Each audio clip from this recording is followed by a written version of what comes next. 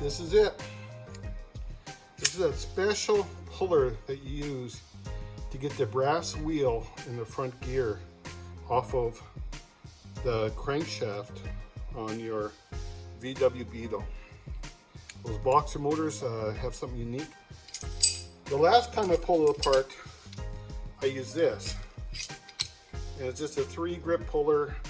I bought it at Princess Auto, very, very inexpensive. You know, get them on sale. And I think I probably paid $20 for it or something like that. Not bad at all. So I don't know.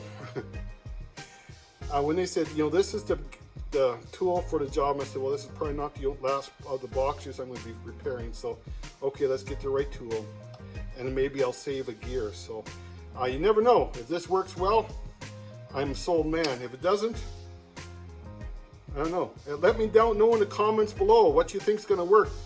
Tried and true or new with Super Razoo? We'll get at her. Stay tuned. Here we are. We're back at her. It has been quite a journey since I was here last. But I had washed up the 2 halves, cleaned them out. I've gotten all of my parts, I believe. Now you know and I know that just because you think you have all the parts doesn't mean you actually do. What I'm going to be doing right now is I'm going to be working on pulling the gears off of my crankshaft. This is something that you have to do if you want to get that main bearing off. And so last time I did this, I heated, I farted and fooled around, and I wasn't happy with the results. So I bit the bullet and I bought the puller. So I'm going to just sort of show you how that works, and you can follow my frustration or my victory, depending on how it goes. Okay, I'm just going to show you quickly what I had to do so far. Sorry I didn't bring you along for the journey.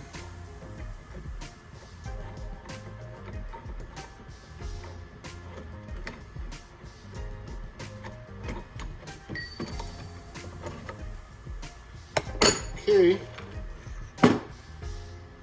this bearing was on here.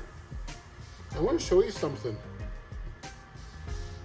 Check that out. Look at those grooves and marks. Isn't that just hideous? Yeah, I just I saw that and I was just almost flabbergasted to see it would be like that. That's pretty bad to see it scratched up like that. And so that was on.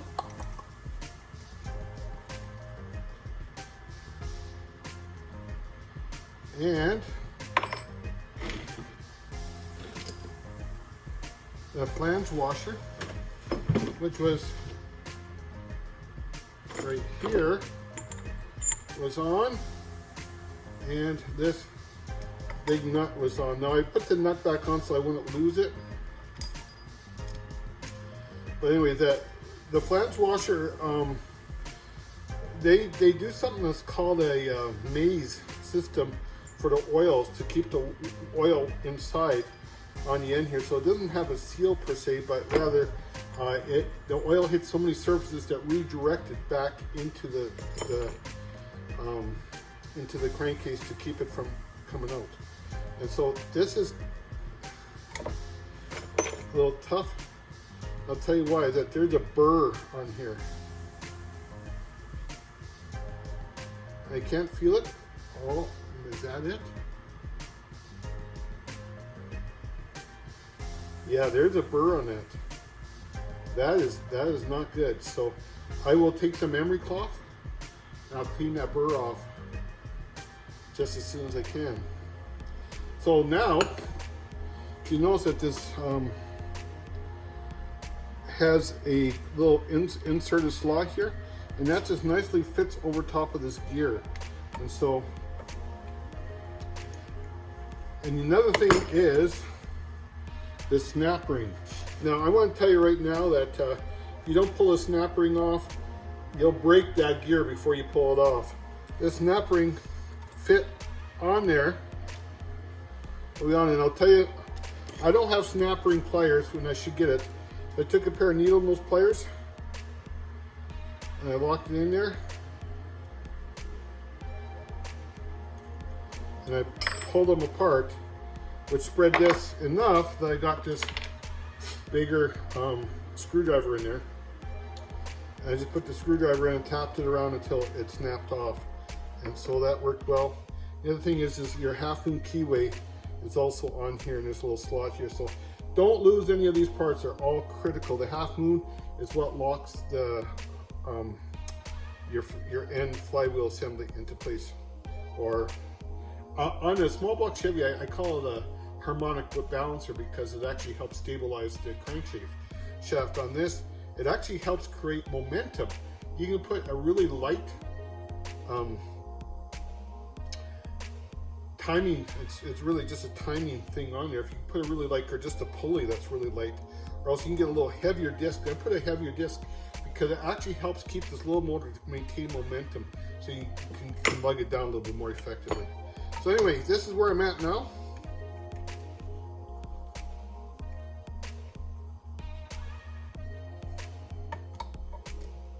And no, there wasn't any swearing or anything getting his ring off. Contrary to popular opinion, it wasn't really that difficult.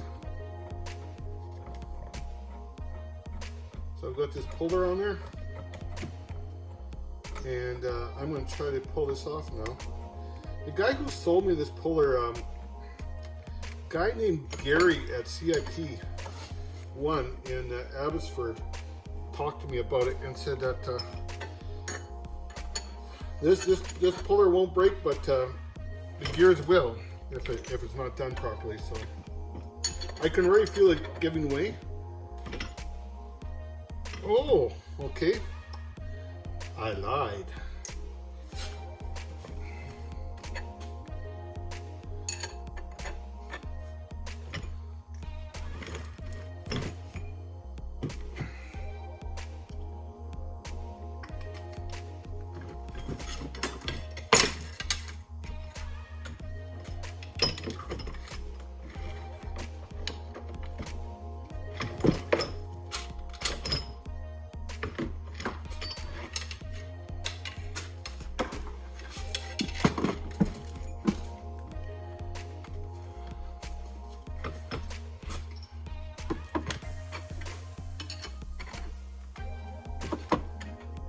So I just hooked this bar in here, and something that's important is I hooked it into where the puller is, not on. I don't want to mess up this journal at all, so I hooked it into the puller, and it's doing the job. It's stabilizing the puller, and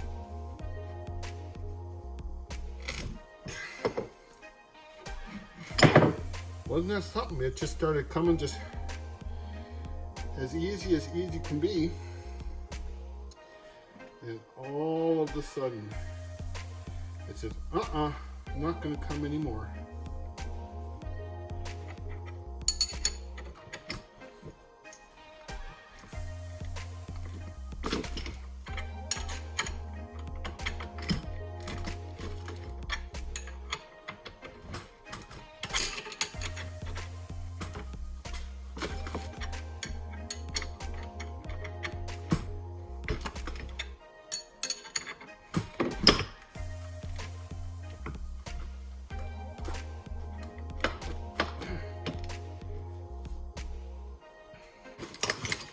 Okay, well, this is my gear puller that I used on the other one, and let's see how well it works here.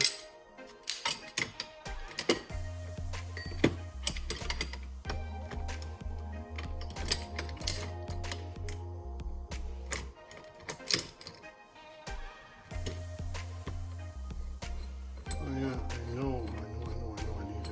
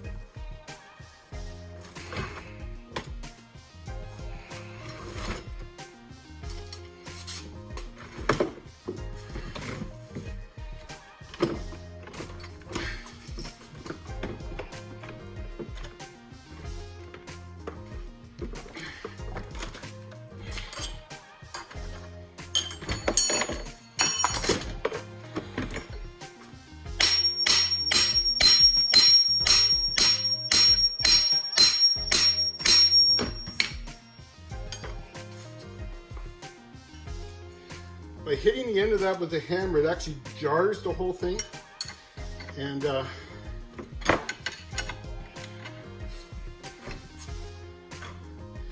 heavy-duty mechanic buddy of mine swore that's what you need to do if it's not going. So.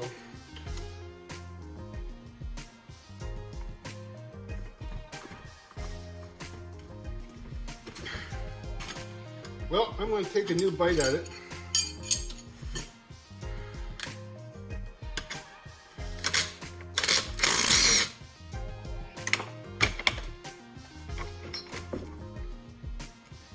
Come around a little bit.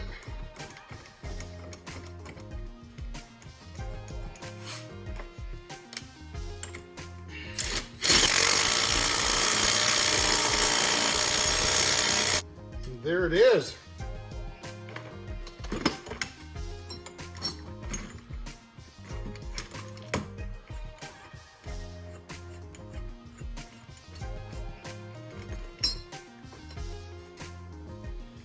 You can see there's not really any damage there. There is a mark. Woo-hoo, there's a groove there. You know what? Some of this gear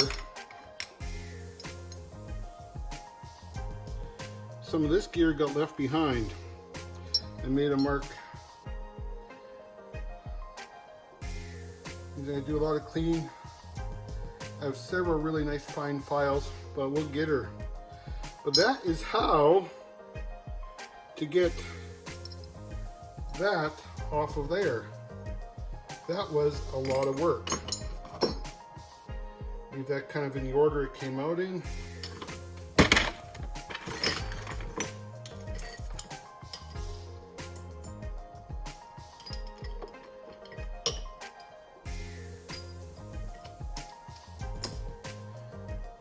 But the puller actually did work not bad once I hooked it where it was supposed to be and got the right pressure on it. So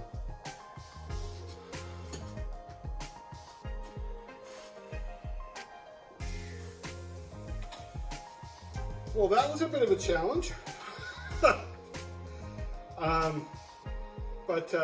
I successfully showed you how not to use the puller, and then how I think you should have used the puller. So yeah, if you hook onto that back gear, it seems to pull off just fine. You try and hook onto the front, not so much. So anyway, thanks for watching, and I know I didn't get a lot accomplished in this video, but I wanted to show you me using that puller and kind of the whole process of getting those front gears off. I will be using I'll be heating up those gears to set them back on, but in order to do that, I'm going to have to clean that up real good. I don't have a lathe, so I will be very, very gently hitting it with a file and some emery cloth, and just to clean it up. Now I have 180 grit emery cloth here by the yard, and so you just wrap that around and sort of pull back and forth, and that works pretty good. But we'll see if I need anything else. That brass, well, you can see it's hooped, and I was just beating on it and stuff, so that didn't do it any good. But it was frustrating. I spent the better part of half an hour trying to get that off. I was almost at a place where I was going to take and sort of grind it off, in a sense. I mean, not grind, but I have some sand, a flapper wheel, and I would just hit very gently with the flapper wheel until I had basically wore through the brass. And the brass is so soft that it come off relatively quick. And you want to make sure you don't touch the journal or anything else. You'd have premature wear, and right away everything would be a mess. That's how I did her this time. Lord willing, exciting things for me. I mean, I've been gone for a whole month. I know that. It's been over a month. I was up at Big River, Saskatchewan. I was doing a whole bunch of training for the mission that I'm a part of, and that went really well. I was very, very thankful to be able to be with all these new recruits, and I can't say I told them, give them wisdom on what to do. I sure gave them a lot of wisdom on what not to do. And so that was a lot of fun. I spent the better part of 4 weeks up there, and we've been home for a week, and just, you know, at the minute you're gone, I was out of the off stuff, just tons and tons of paperwork to keep up with, tons of stuff to do with board meetings, etc., etc. You guys, any of you in management will totally, know what I'm saying and feel for me. And now, tomorrow I'm heading back to Prince Albert, and then for a couple of day meetings, and then I'll be jumping on one of our planes. I'll be taking one of our planes and going up to a place called Island Lake, Manitoba. So, hey, I know some of you are watching from right around the world and even stuff like that. Look it up. I'll be in a very remote Island Lake, Garden Hill, Manitoba, doing some teaching up there and stuff. And then I'll be back in time to have executive meetings in Prince Albert, and then be heading home again for a few more days. So, thanks for tuning in. Remember to like and subscribe. Yeah, I mean, one thing for sure, I'm not populating your stuff too bad. So, have yourself a great day. Lord bless you guys. Bye now.